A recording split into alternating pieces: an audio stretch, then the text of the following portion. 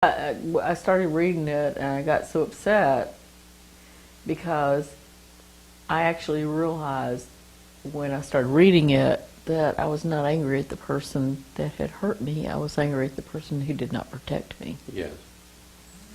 And when I realized that, I had trouble dealing with it, and I got really, really upset. And the pain was so great, I didn't pick it back up again. So that's why I wanted to volunteer, is because I know I need to go through this. I think it's done me a lot of harm in my life, and I need to really put myself through the paces and get rid of it so it doesn't do me any more harm. Right, right. So tell me then, Linda, what was What my scenario what's was? what's the beginning? What's Beginning. start of? Okay, well, the beginning was that I was a tow-headed child, a little What child? tow-headed. That's a little white blonde child, Oh, I'd never heard that one. and that's a U.S. term, I'm sure, since you Yeah. haven't heard of it. Yeah. And very pretty. And my father was studying to be in the ministry, the Baptist, of course. Yeah. So I remember the first memory I have of this is I was getting ready to go to church, and I had to go to my mother when I was about 3 or 4 to get my hair brushed. And she would brush my hair, and then she would hit me in the head with a hairbrush. And I was a little kid. Just like a little tap, or No, I'm talking about wham. And I was a little kid, and I didn't understand it all. It upset me madly. And as life progressed, I figured out I was the oldest child. I was the pretty child. She hated my guts, and she hated me because I was my father's favorite. And there was an immense jealousy, and she had an IQ of something like 73. And so I think she had had a family background with this kind of abuse, and she consistently took it out on me till I got to the high school age. And I'm talking about things like when I came home from school, she hit me in the face with her fist and bloodied my nose. And for no reason, or no reason. She even make up a reason. No, she probably made up a reason, but and it graduated to the point where she was chasing me around with a belt with the buckle side and hit me in the face with the buckle side. And I had gone to all my grandmothers and aunts and uncles and told them what was going on. And everybody said, well, it was before they had the child abuse laws, that I told them all about this. And they said, well, we've spoken to them and we can't help you. We keep asking them not to let this happen to you, and they keep telling us nothing's wrong, that you're the problem. And I was never the problem. The problem is that she despised me. They would go down to the church in the country on a Sunday and lock up all the freezers and everything in the house so I couldn't get to any food. So I had to spend the entire day by myself with no food. And my anger, as I started reading your book, was that I had begged my dad to help me. And he was a minister, and I thought he should help me. And he kept saying, well, you and your mother just can't get along. I don't know what it is. I don't know why you provoke her so much, but you just can't get along. And eventually, when she started chasing me around with the belt buckle and hitting me in the face with it, I was old enough in high school, I grabbed it from her, and I chased her around with it.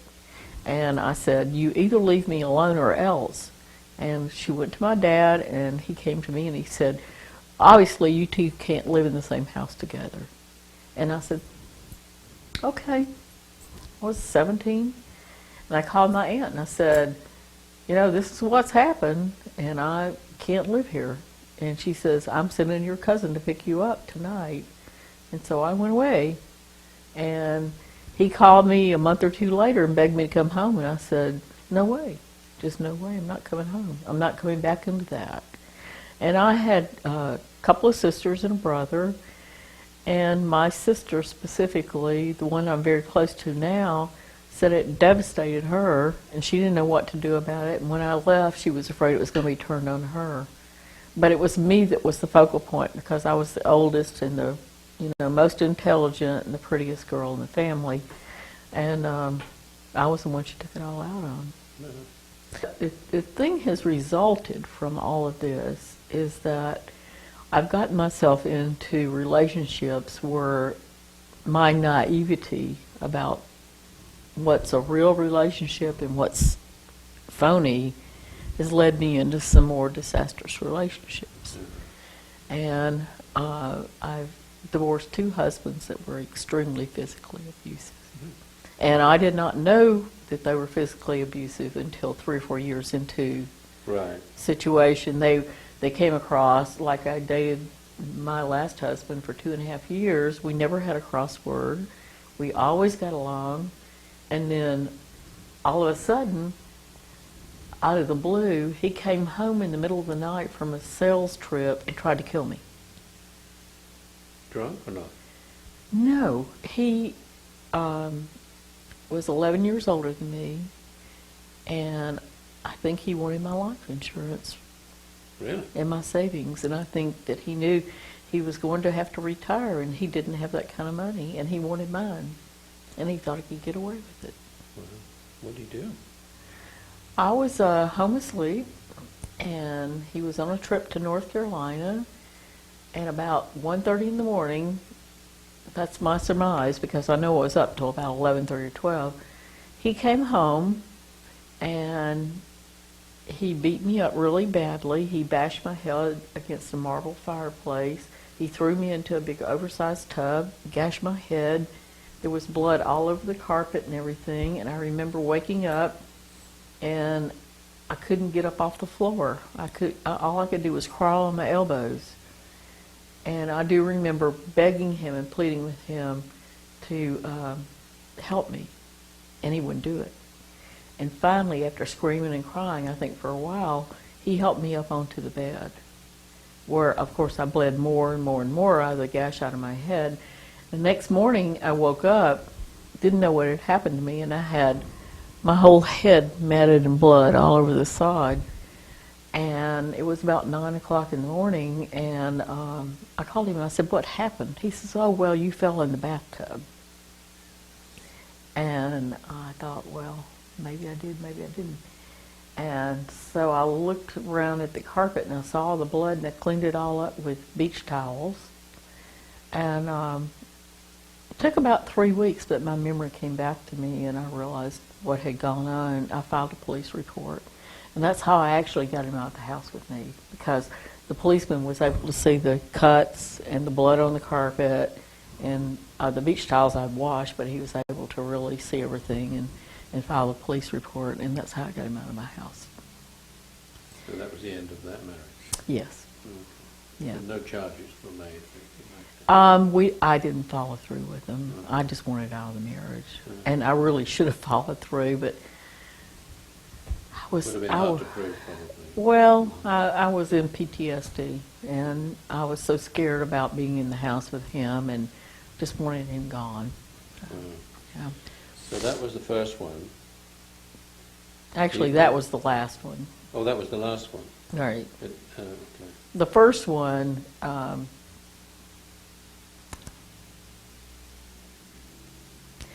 really don't think I should tell the whole story on that, Okay. but it was just as bad, if not Well, worse. If you want to tell them, we can. If you want to tell me, we can turn that part off. But it's up to you. I don't mind. Sentence again. 'Cause Okay. That's the important point. I made the conscious decision after my last marriage that I do not have the ability to judge character when it comes to abusive people. Right. And I have gone through a lot of therapy, years and years and years of therapy, which would be traditional therapy. Mm-hmm. And still, after, I married this fellow in 2000 and divorced him in 2007, realized at that point in time, Was this the third or? that was the third. Third one. So Yeah, that was the one that came home and tried to kill me in the middle of the night. But I realized at that point in time that I didn't have whatever it was, whatever components of my life were missing. I didn't have that ability, and I should not put myself in danger again. And so I've decided that I'll live with me and my 2 dogs, and we'll be happy, and we won't have to worry about this kind of stuff anymore. So And is that okay with you? oh, it's absolutely okay. Okay. I would love to find a person that would be male. I have girlfriends, but that would be male that I could go out to dinner with or share time with or do things with. But I'm just not going to put myself in that in harm's way again. It's far too dangerous, and I don't have that component, and that comes from all the damage I suffered. So that's kind of it. All right, so 3 husbands. Yep. And all 3 of them violent. Right. 2 of them even tried to kill you. That's correct. Okay. I'm gonna put a slightly different gloss on it towards you, to what you have, and see whether this might fit or not. I don't know any other woman that's done that, that's had that experience. I've had people have abusive relationships, but actually trying to kill you is something else, right? I mean, that's not common, let alone 3 times. 2 times. 2 times. The other one was violent, though? He became violent, Became violent. but the 2 that tried to kill me were the first one and the third one. First and the third. It's not that you didn't have the judgment. In fact, your judgment was right on, because you chose them. Well, then I chose wrongly. No. Why would you choose them? I think you chose them to prove you right. Your beatings from your mother, which lasted until you were 17, were sufficient to convince you deep down that there was something really severely wrong with you and you didn't deserve to live. Oh, I wouldn't disagree with that at all. So once an idea gets put in your head to that degree, Or beaten into your head. beaten into you, absolutely, beaten into you, physically beaten into you, it's a powerful, powerful predictor of what you will produce in your life. Yeah. Right? So you would make up your mind and say, okay, if that's true about me, and I'm not really, I shouldn't even be alive, I'm such a bad person. But I don't remember having that No, thought. you wouldn't have that thought. It's totally subconscious. In fact, it's unconscious, which is even deeper than the subconscious. But Okay. it's there. Yeah. Beaten into you by your mother. I mean, what do we want from our mother? We want love from our mother, don't we? Isn't I that would what have we just want? accepted just plain old Acceptance. caretaker. Yeah. I didn't even have to have, all this love you're talking about, which I don't know anything about, but I would just have accepted caretaker. Right. But instead you just got this constant hatred, Right. which had to be more than jealousy. But anyway, I mean, why she was doing that, we don't know. So it's clear to me that you would, as a child, would take that internally as being there's something wrong with me. So what happens in order to heal those kind of things is that we recreate them later on in life as another opportunity to see that operational in our life, right? And you did it 3 times. Yeah, I did. So what I'm saying is that was no mistake. Neither one of them was a mistake. Each one of them was a learning opportunity. For you to really understand that you had made yourself unlovable, or that eventually someone is going to try to kill you because you shouldn't even be alive. They weren't violent to start with, right? Your first one, or all of them maybe. There was probably a period in which they were okay with you, treated you nice. A number of And then years. all of a sudden, bam, Right. come home and beat the hell out of you. Right. Is that normal? Well, for no but reason. but it Not doesn't proud. mean that they weren't. What do you call it? Violent. Well, it doesn't mean that they weren't totally bad people. They could play the part They played the part for you. up until they decided they didn't want to play the part anymore, right? No, the part they played to start with was the real them. The part that wasn't the real them was the part that tried to kill you, because that's what they were doing, that not to you but for you. What? For you. See, this Oh. this is where radical forgiveness gets really hairy. For me? Like I had a death wish or something? No. The way this works is that we have to look at it from 2 points of view. The first way we look at it is from the human standpoint. Mm-hmm. From the human standpoint, they were crazy people doing crazy things to you that is unforgivable and should be locked away, Right. right? I mean, Yeah. that's the way we would look at it from any human standpoint. Anybody who does that needs to be punished and blah, blah, blah, right? At the spiritual level, however, there's a different way of looking at that. At the spiritual level, it's not the human person we're looking at now, it's your soul or your higher self, right? You Mhm. understand higher Mhm. self, and Mhm. you've Sure. been in New Thought for a while, I take it. I think about 8 years. Yeah. Mm-hmm. So you know the distinction between ego and higher self, or ego Yeah. and soul. Right. Correct. For whatever reason, and we never know the reason, it could be, and we only have to be open to this possibility. We don't have to believe it, even I don't believe it, but we have to be open to the possibility for us, if we want to heal on this stuff, that maybe your soul needed and wanted that experience, and that you chose your mother to give it to you, to start with. That's the first thing. Oh, okay. I see where you're going. You with see it. where I'm going? I So- chose it before I came here. Yes. Okay. For some sort of karmic reason, and we don't know because we're not privy to what goes on that side of life yet. I think we will be, but at the moment we're not. Okay. And that there's a slight possibility that as a soul you said, I need to go in to the life experience and to experience that as a very severe form of separation. And that because the only way that I can understand what oneness is to experience the opposite of it, which is separation. And you chose the worst separation, which is the hatred of the mother. To be hated by your mother is the worst form of separation that we can begin life with. I never thought about it like that. Okay? Not at all. It's pretty radical. That's why we're calling it radical forgiveness, because it's so radical that it's almost impossible for most of us to go there.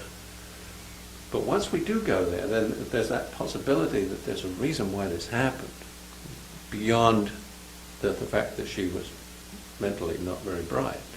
But that doesn't account. There's lots of not so bright mothers who don't beat their kids, right? And there are lots of really smart mothers who Who beat their kids. beat their kids. Yeah. Exactly. But anyway. So that's not the issue. So let's assume then that you decided that you would come in and you would have that experience. That's fine. Is that yours? Oh, okay. I didn't turn it all the way off. It's just on okay. vibrate. I don't think it comes through. So you came in and you had that experience for right up to 17. Right? 17 years. That's a long time to be beaten, Yeah. and to be told that you're no Yeah. good and that you shouldn't even be alive. And maybe at that time, at 17, when you suddenly claimed your power and said, no more, I'm going, and you've lived your life pretty good since then. You've made it. You've been independent. You've been strong, possibly as a result of the experience with your mother. But that's another side issue. Okay. The real issue is that once you had decided that that you'd had enough separation, you got the lesson. Okay. You then said, how am I going to stop doing this though? Because this belief inside me is going to start creating it again Right. as a pattern over and over and over. So you attract someone into your life who would first of all seduce you into thinking that he was a nice guy, Mr. Nice Guy. Right. And then just when you had gotten to trust him, to turn around and then beat you just like your mother did. Yeah. I mean, fist in the face is, I mean, that's pretty violent. Yeah, it is. And then not only to abuse you, but to actually try to kill you. Right. So that's what I mean by you created that situation Okay. in order for you to heal the initial one of the hatred of the mother, so you could clean that energy out of your body. Because you didn't need it anymore. You were successful enough in your life to not have that anymore, but that little internal gyroscope was still running, that you were not okay and didn't deserve to live. Right. And so you were going to attract people into your life who would prove that right, that would mirror that belief for you. Ah, interesting. That's the other way of looking at it. Whether it's Well, true or not, I think that that's a very reasonable explanation, and I wouldn't doubt that that's the case. I've searched a long time for, exactly what is the nugget that's going to take me out of this, that I can look past it somehow. And I think it's amazing, and my friends are amazed, that I got from that last horrible relationship to where I am now, to where I wouldn't say I'm totally at peace, but I'm very close to being at peace with who I am and what's going on. And I absolutely don't feel like I have to have any kind of relationship to be happy. right, which is good. Yeah. On the other hand, you might as well get it cleaned out as not, because you're still young enough to have another relationship if one comes along, but you don't want to have another one that's going to be violent, right? And that's the last thing you want. And that was my thought process behind this, because I don't want another relationship or another bad job situation. I don't want anything else like that, because I just don't have time for this anymore. It's worn me out. I'm just tired of it. So you don't need it, and you don't necessarily even want it, but it could easily activate, if it's still there, if that sense of it is still there, it could be activated in any sort of situation, even a friendship, a job, being in a church. It could still come up again. That's what concerns me, because I feel Right. like it has in different kind of little Different ways. episodes. Yeah, Yes, I feel like it has. yes. Where somebody turns on you all of a sudden. Well, to be honest with you, I think that's what happened at Unity. Maybe I took it the wrong way, and everybody sees it a different way. But I felt like that the board there, turned on a certain segment of the congregation, and we were pretty much abused, and then we had to leave. Well, same thing, really. Yeah, right? sort of, pretty much. Yeah. The church are the people who are supposed to love you and accept you just the way you are, and then all of a sudden, bam, Right. right? Right. And so, yeah. So clearing it out, is that another session? Well, we could set it up right now. Remember I said at the beginning that I can show you a process or a tool that you can use at home Uh-huh. to help you to I think you've eradicated most of it, but there's a little bit still there that I think you need to shift out. Well, there is this thing, and I think this started happening with my mother, and it's like I'm pretty, as you can tell, pretty rational, pretty calm, Yeah. but you keep on, and you keep on, and you keep on, and all of a sudden I have this boom. You blow up. Yeah, and I don't know, they've called it saving stamps, and they've called it a lot of things, and but once I go in that zone, it's pretty hard to get me back. Is it? Yeah, and it is like lightning going off in your head or something, and it's just like a fight for survival. Is the way I feel about it. And what? And I hate it. I really hated it because of all the people in the world, I would love to have had a mother. Yeah, of course. Sure. Yeah. Are you a mother? Yes, I am. How many children? One. Just one. Mm-hmm. And with which one? First one? First husband? Yes. Yeah. Mm-hmm. Mm-hmm. Mm-hmm. So she would be what? Or he? She's 41. She's 41. And she lives in Pensacola, and she has a baby. And what's your relationship like with her? Very strained. Is it? Mm-hmm. She started a few years ago trying to not let me see the baby, and her husband kept pulling her out of it, and she totally has gone off and will not communicate with me. And I have done nothing but be the loving grandmother, and she's come up with all kinds of wild, crazy things. I have often thought that she has a lot of anger, and she's putting that on me. Mm-hmm. Do you remember how old she was? When did she leave home? Oh, she went to college. I put her through college at Georgia. So Wow. she left home really only in her early 20s when she got a job and moved away. Okay, all right. When she left, how long is it between her leaving home and then rejecting you? This only happened about a few months ago. Could it be 17 years? Mm-hmm. Is it? Yeah, that would be about right. Yeah. I think she left home in 92, something like that, and so. So that's you. You have a 17 years because you left home at 17. Mm-hmm. That's when you changed. Right. So if she left home at 17, Mm-hmm. Well, not at 17, but 17 years after she left home, Mm-hmm. then there's a correlation there. That's all I'm saying. I didn't realize that. So I'm always looking for those kind of correlations.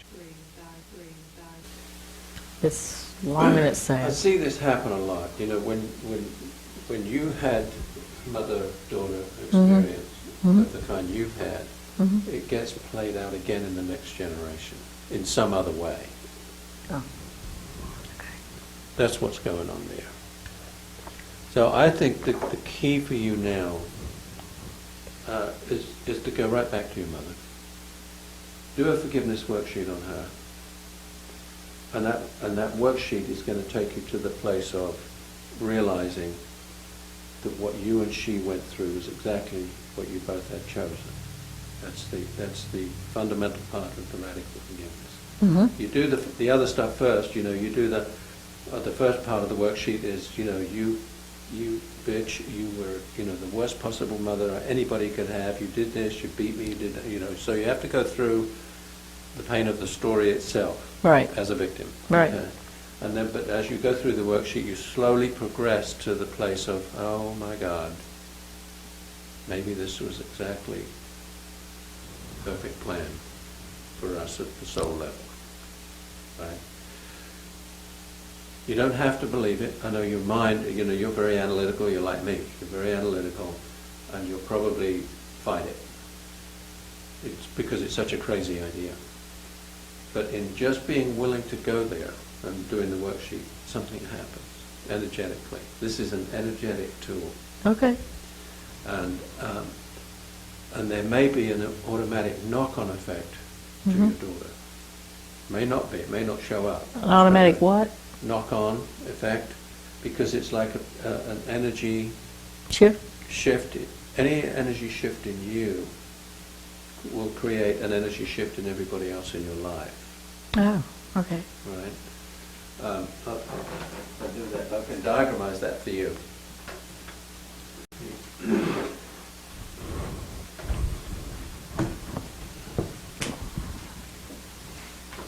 So here, this is you. This is your mother. Okay. Is it Allison? Mm-hmm. Okay. This is Allison. Did I say that? Yeah, you did. I'm not that psychic. I didn't remember saying it. Yeah, you used to know. So this is you. That's mother.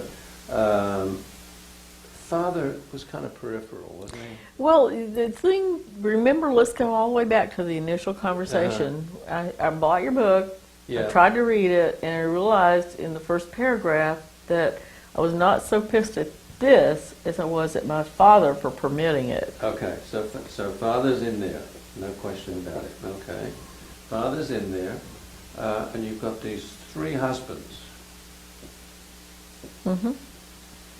one of which is connected to Alison. Right, That's number 1, isn't it? Okay, number 1, and then there's 2, and there's 3. right. Okay. Are there any other players in this? Unity. Yes. So we've got unity in there. And another person named Sylvia. Okay. What did Sylvia do? Coddled me and made me her friend and treated me like a queen and turned on me like, Same thing. yeah. Same thing. Okay, and when was that? This is fairly recent. This is last like About a the year same, ago. about the same time as this. Okay. Any connection between these 2? Yep. Okay. All right. Big connection. So we can see then, Alison, did she know your mother? Mhm. What the relationship was like there? This is something else she said she was angry with me about. She said Okay. I wouldn't let her have a relationship with her grandparents. Uh-huh. They actually told me that they didn't want any of their grandchildren over there, not to bring them over there. They weren't babysitters. Right. Okay. So there's some energy there that's not, or that's going on. Lots of energy there. Lots of energy here. Sylvia's connected to unity. Who's this guy? Oh, father. Father. Mm-hmm. So he's connected to mother. Okay.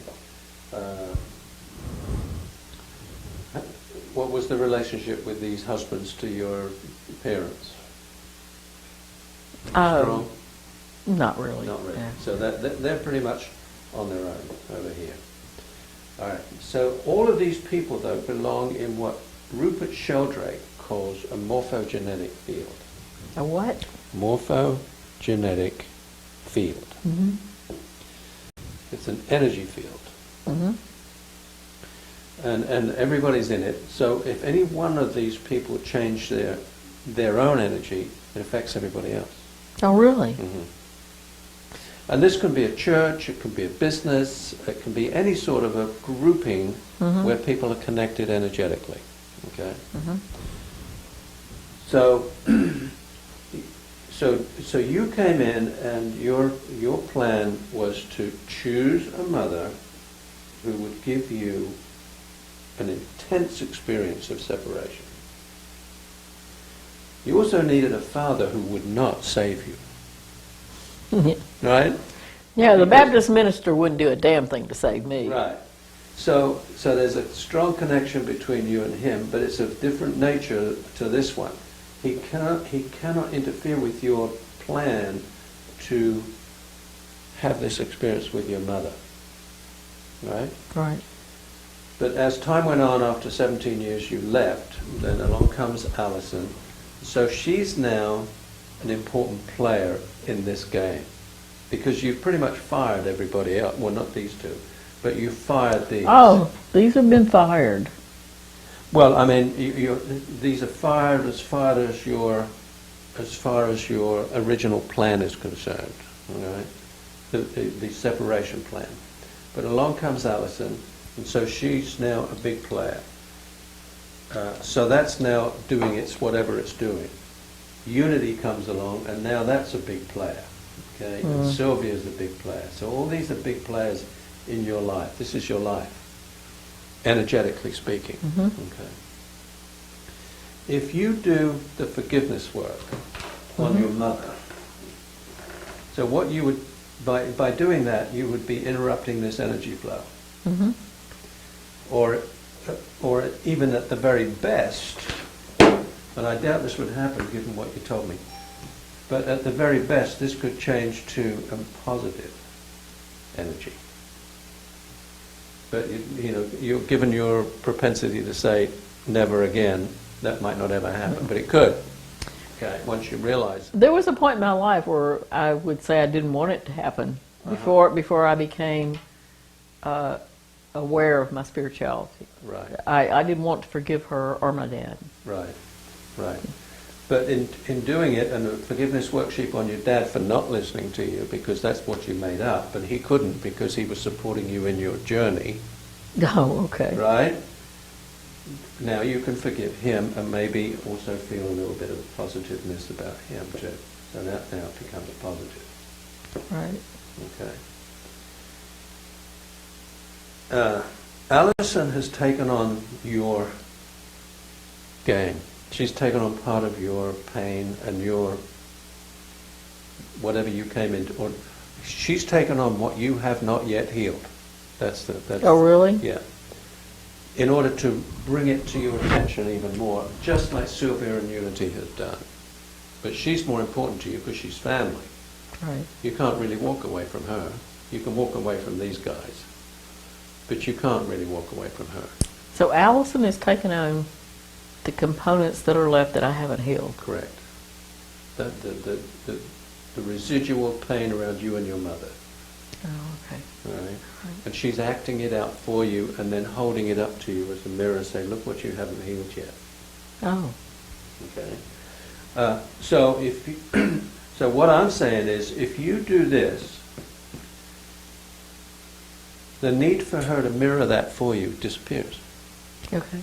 right? Because the purpose has been served now. That makes sense. And so that energy now disappears and becomes positive, but going this way now, right? Yep. She's feeling positive. She'll start to feel positive towards you, and she will probably turn around and say, "Why don't you come and visit?" Or something like that. Oh, okay. Or she'll phone you, or there will be some indication that that energy has shifted. Okay. Mother has long since passed, but I don't think this was a very strong thing anyway, so that's probably gone. She and her father, who knows what will happen there. That's way out of my control. And Yeah. I've tried to figure out how to fix it, and I can't. No. And that's for her. That thing is her deal. But it could change as a result of her feelings towards you. Okay. Unity North is a done deal. It's over, right? Well, that's way over. It's done. It's a done deal. But having healed your residual stuff around that, you've no need to have any residual energy with Unity because that's over. They're just they're peripheral to your life now. Can you see how this is shifting and changing as a result? I do. That's really, really makes a lot of sense. Mm-hmm. It really does. Mm-hmm. And the thing is to say, well, it could be a crazy idea, but on the other hand, it might work. Let me see how it works. So what's the instrument to change the energy? It's this funny thing here, just a stupid worksheet in a way that will fundamentally change your energy here, which will fundamentally change the energy in everybody else as well. Okay. So that they can respond energetically to you. Of course, all of this will happen unconscious. They won't know. Alison won't know that you're doing anything. Okay. It will just occur to her naturally. I'll call my mother. Yeah. For no reason whatsoever. Maybe I'll invite her over. Yeah. You know how that kind of just strikes you sometimes in your mind. Well, there are no accidents, as you know. Yeah. Okay. And I think this is a possible Well, scenario. thank you for that. That gives me hope. Yeah. It gives me a lot of hope. Yeah.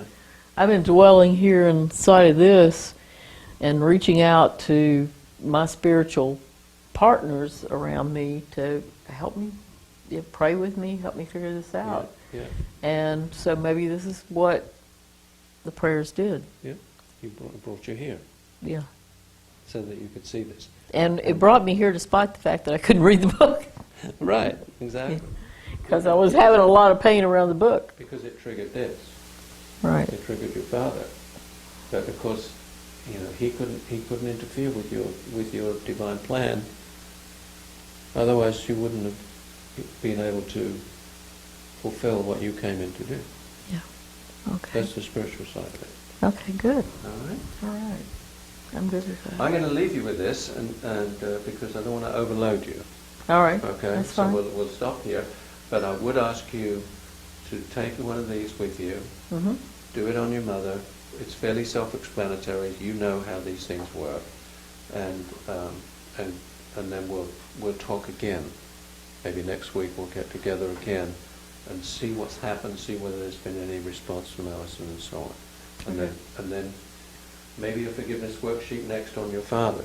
Maybe a forgiveness worksheet on Unity and Sylvia, just to get the whole thing cleaned out.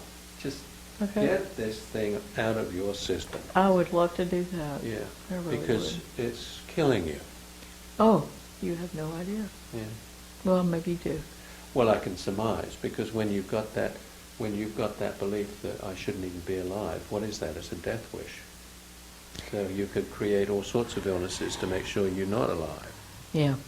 So it's, I mean, all of that kind of energy is quite dangerous to Does your it health. help? Does it help with illnesses to do this? Absolutely. Because I have celiac disease and a bunch of other stuff, and oh my God. Yeah.